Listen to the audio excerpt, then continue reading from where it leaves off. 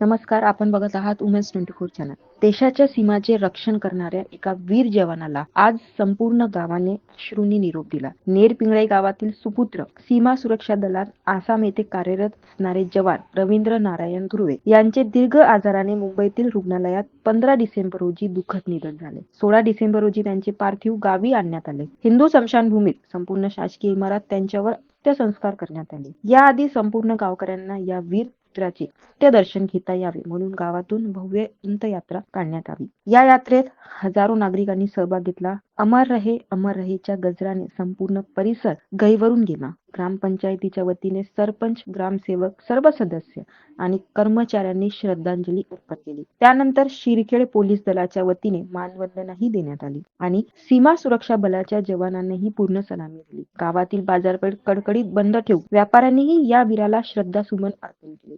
अत्यंत गरीब कुटुंबातून आलेले रवींद्र धुर्वे यांनी कष्ट आणि मेहनतीने सीमा सुरक्षा बलात भरती होऊन देश सेवेचे व्रत घेतले होते. त्यांच्या पश्चात आई, पत्नी आणि 2 चिमुकल्या मुली असा परिवार आहे, ज्यांच्यावर दुःखाचा डोंगर कोसळला आहे. देशाच्या सीमेवर खडा राहून आपले कर्तव्य बजावणाऱ्या अशा वीरांना उमेश 24 चॅनल कडून प्रणाम करतो. जय हिंद. अशाच घडामोडीसाठी बघत रहा उमेश 24 चॅनल.